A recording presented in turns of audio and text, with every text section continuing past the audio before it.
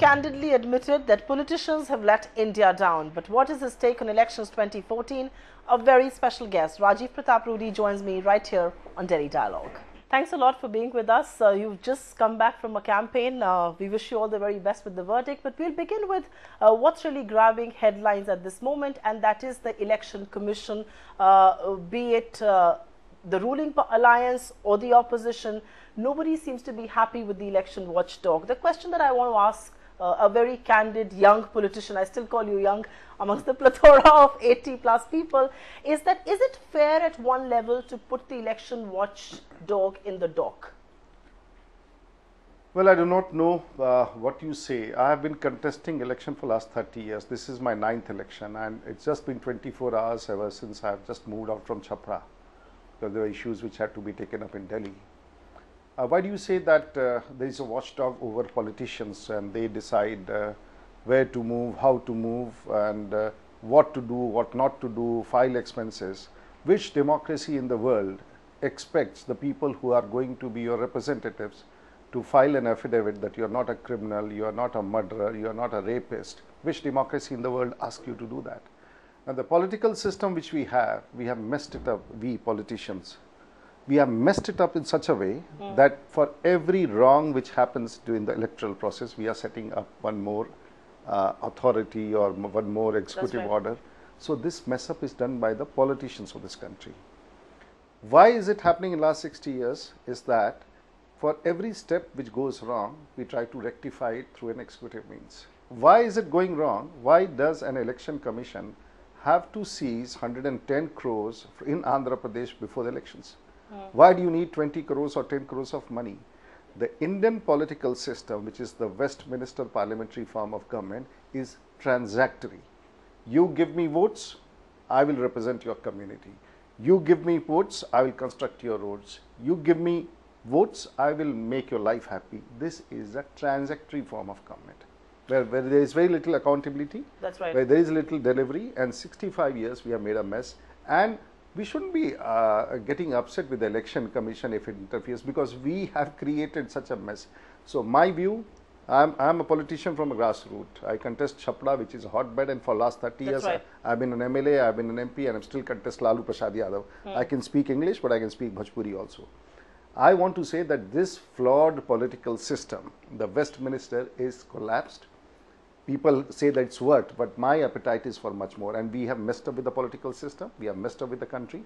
We need a change of the political system if you want all that to be set right. You know, I completely buy your point when you say that here are 543 people who are going to represent 1.2 billion Indians, and you put them in the dock all the time. That is the basic flaw. But right now, we have a system where the Election Commission is watching over elections. To keep questioning the commission all the time, is that scant disregard for that institution also? No, but politics, we as politicians, we want to use the Election Commission to the best of our use.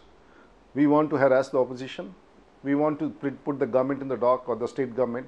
Election Commission is an authority. The execution is done through the state governments.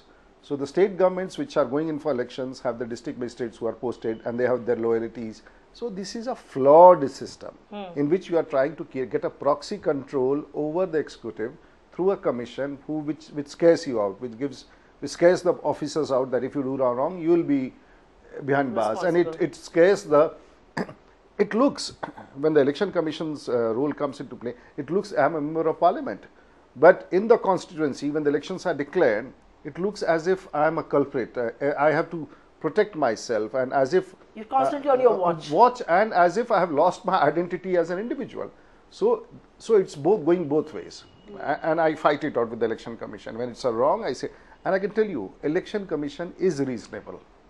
They understand the executive bit in between, the executive of the state who have to handle the election.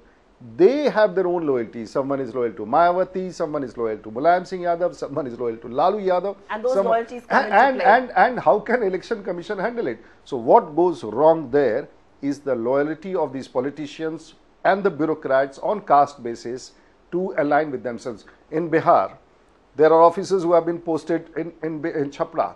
They have their loyalties to Nitish Kumar because they come from his caste. Right. There are other officers who come from the caste of Lalu Yadav. Are we running a democracy? Are we talking about this democratic process? And then we are saying that, look, wow, we tom this democracy and say, wow, what a great so country. Flawed, actually, it's absolutely flawed, and no one is ready to discuss all this because it suits the political class. We as politicians, and I as a politician, we have created a back-to-back arrangement where it is all for me and myself. You know, Mr. Rudy, I consider you candid because you admitted in the first go that it is the politician who's responsible for this. I'm going to ask you a counter question. This election started on a whole pro-development, anti-corruption plank. All political parties were talking about it. We saw something of an emergence of the Aam Aadmi Party just as a reference to anti-corruption. It has, by the end of the 8th phase, we see that elections have gone back to the pet theme. We are talking about caste. We are talking about communal politics. We have gone back to, personal attacks. Are you at one level disappointed with this discourse? You see, when you talk about the Aam Aadmi, I think I have my own... No, I just made a reference to Aam Aadmi. Right. The emergence of Aam Aadmi Party was not on the philosophy of fighting corruption or governance or delivery. It was on the philosophy of hate politicians. Whatever is going wrong in this country is because of these politicians. So Aam Aadmi started on that plank, and they themselves started acting like politicians. So people gave them a drubbing and threw them out. That's right. So when you say we started on a corruption is an issue, but all this stems from the fact that you have a political system which allows such system to prevail. Which almost encourages corruption. Because the people who become MLAs and MPs successively they become MLAs and MPs, they become part of the government, they become ministers. So the person who makes a law becomes the implementer of law and becomes accountable for law. Right. How can this system, you have to create a political system where merit is the topmost. Here, merit is the last. It's caste, then class, then your geographical location, then your muscle, then money. How are you going to, merit is the last in this political system. So we have to devise a mechanism where elected political representatives cease to be executives. They can't become ministers, they can't hold executive positions. You have to segregate them. All this race to get into power and spend hundreds of crores to become an MLA MP and become a minister and become a boss and have a red beacon on the top is because let legislators only legislate, and those who are elected as direct representatives, as CEOs, let them rule and be accountable after 5 years. We have to start thinking on these lines. So you were talking about a complete overhaul of the system. Yes, this is yes. not going I have to spent last 30 years. Most of the people would talk about things. I am indulging in it, and you're actually willing to give up that. No, I'm fed up. I know. I see it. I see it every day, and what is worst is I'm feeling helpless. And when I see the helplessness of those for last 65 years, they are still. Do you know, in my constituency, we talk of great things, women, and it is 70% women in Chhapra, would wait from morning to evening to ease themselves because it's sunset to sunrise. That's right. Who is talking about them? And I have gone and asked for votes, but actually we are all frauding the system. It's just votes and nothing to do with a common man. Let it be A, B or C, I win or he wins or he wins. This system cannot deliver anymore. And we all have to admit this. It's actually refreshing to hear someone talk about the internal flaws in the system. I will particularly speak to you about Bihar before I move any forward. You want to talk politics with me? Okay, go ahead. No, I'm just going to ask you questions. I'm fed up with talking politics, but I don't mind. I will ask you this question. On the ground, it seems, and reports seems to suggest that Lalu has certain amount of sympathy going in his favor. Things could be turning around for him because Nitish is totally absent in this contest. This country is crazy. The man who goes to jail once as a chief minister, positions his wife as a chief minister, and we say it's a vibrant democracy. The man who goes to jail as a member of parliament, cannot contest elections for life, positions his wife as a candidate against me, but we tom this democracy. And now there are people, they are saying, this man who is supposed to be behind bars, who is supposed to be corrupt, who is supposed to be indulging in corruption for years, survives the political system to become powerful and is reviving in Bihar because he is a representative of a particular caste combination which he used to call the Muslims and the Yadavs. Right. Yes. Amazing. And ET, but the practical part is ET now will be watched by people who have nothing and who can't do much about it. So, and he's a hero. His votes don't come down. And when you're talking about the revival, talking politically, it's a humbug. The only thing what is happening in Bihar between Nitish Kumar and Lalu Prasad Yadav, both are struggling to find that space of the opposition which they are going to occupy in future. So they are over. It's all BJP now. Does Nitish still have an existence in Bihar? Well, they have had a good time. You see, Lalu Prasad Yadav has remained the Chief Minister of Bihar for 15 years. That's right. Nitish Kumar has remained the Chief Minister of the state for 10 years. What more does he want? He has had a good time.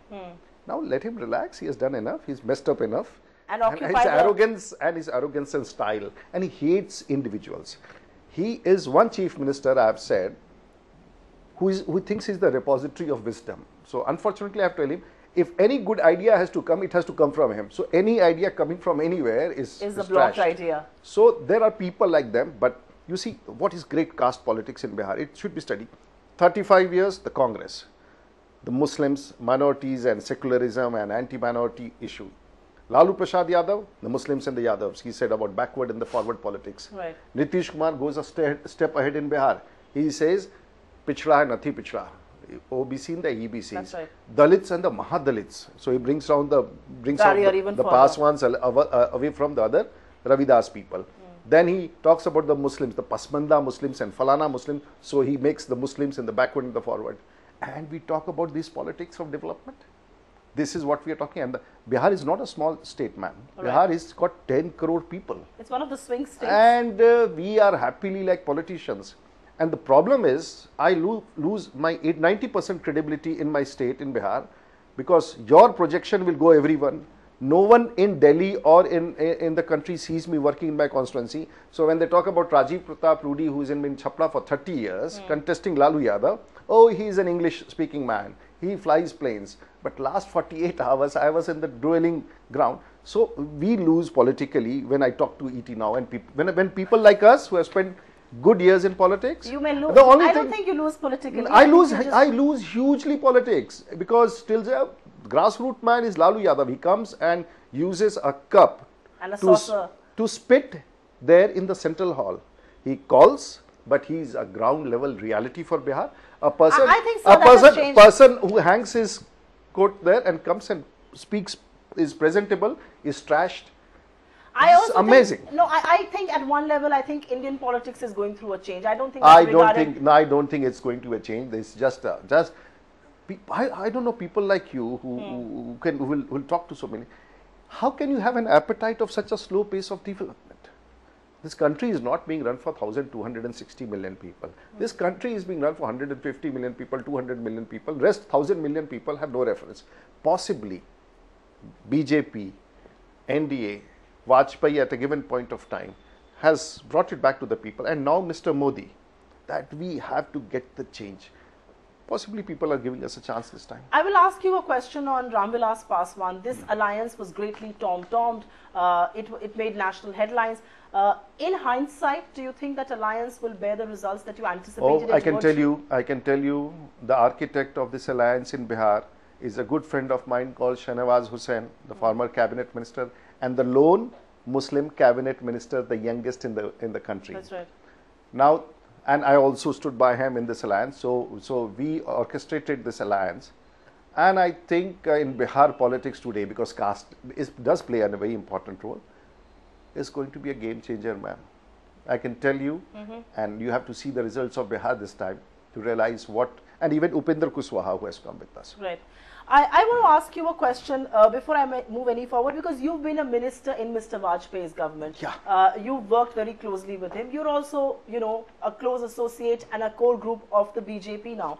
How different are the two people? How different is the Mr. Modi versus Mr. Vajpayee? You see, when I joined Mr. Vajpayee's cabinet, I was a very young politician, right. Just about 5 years in Many parliament. will regard you very young even now in Indian politics. No, it's time for us to retire from politics. I'm already 51, so it's time for retiring politics. He was a great soul, and I was learning at that stage. I didn't have the courage to go up and say something, so it just happened. We have not worked with Mr. Modi, but we have seen his working. And I believe he's got the eye for execution. He's got an eye for ideas, implementation, execution, and he is a vision. Like Mr. Vajpayee had a vision. He wanted every village to be connected with roads to be cemented and PCC.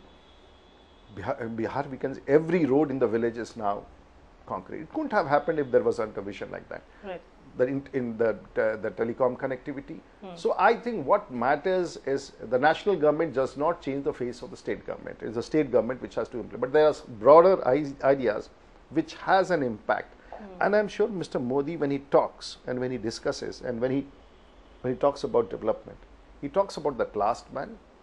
We all want that he should do it, because people are it's time for change. Vying for change. So we have a confidence, and I'm sure he's going to do it. I'm sure. So. I will ask you this question. As somebody who's been a part of public life now for 30 long years, some of the people believe that this entire election campaign is not being run at 10 Ashoka Road, but it's actually being run by Gandhinagar. And which is why the fear is that people like, say, his close associates like Amit Shah may have a lot of influence in the government. Well, are you wary of that? No, absolutely. The person, I'm a candidate in Saran and Chhapra. There's a whole party working all around me, but who runs the campaign there? Me. I depend on the party coordinate, and it can't happen if there is a party support is not there. Right. Same way, if Mr. Modi is the prime ministerial candidate, he has the liberty to position his campaign and the country's campaign as he wants, and the rest add on to him. So I think it's a wrong. So you don't think this whole fear about his closest associates, his coaching? I think it should be trashed. These are all. This is emerging as a choice of the nation. How can you start speculating what is happening in the BJP? I think he is the choice. We have made a conscious choice, and we have to project him, and he has taken the lead. And it's your mission is 272 plus, but as somebody who understands political contouring a lot more than others do, and you are a grassroots politician, if the numbers don't add up, and if potential big allies do not agree on Mr. Modi, speculation I think that stage is gone. I think that stage is gone. Let all those, Congress has given up, other parties have given up. There are a few who are trying to build up this campaign. It's over. Another 10 days, we'll see that BJP NDA comes with a full majority. Is there a possibility of a BJP-led government without Mr. Modi heading it? Question doesn't arise. It's all done and decided. So if it's not Mr. Modi, the BJP is willing to sit in opposition? No, I'm not a policy decision. It's not going to happen like that. Maybe 3 months ago, you could have speculated on that. But as of today, that story is over. Mr. Modi is the next Prime Minister in this country. You know, sir, if you look at, and I'm going to talk about my constituents right now, India Inc., global investors, you look at the markets, how they are rallying, everybody is expecting a lot out of Mr. Modi because he's shown a track record of development in Gujarat. At one level, and because you've been in public life, because you've been a policymaker, are you a little concerned about the amount of expectation that's riding on him? Because nobody really has a magic wand. Let's give him a chance and then discuss this. We cannot keep on anticipating about what is. First, the people has to give a chance. We'll get a chance and we can discuss about it later. No, what I'm asking you is No, I will not speculate on what people... Okay, let's not talk about Mr. Modi. If people have reposed their faith in him, then they have to believe in him, and the onus is on the leadership to execute what the aspirations are. Otherwise, people will give you up. So why do we have to get into that speculation? Okay, we'll wish you the very best with policy making. Two quick last questions I want to ask you, and this is particularly on aviation. You've been the aviation minister. Much water has flown under the bridge. FDI in aviation has been raised. We've got new players coming in, and still there is a lot of opposition to any new entries that is being made. One of your colleagues from the BJP, Mr. Subramanian Swamy, is opposing the entry of AirAsia, which has just got a license, which has just got a permit. Do you believe new aviation players will benefit commuters at the end of the day? Well, most of us have forgotten that the architect of the air revolution was Rajiv Pratap Rudy in 2003. That's exactly why I'm asking Most of us have forgotten. I don't mind.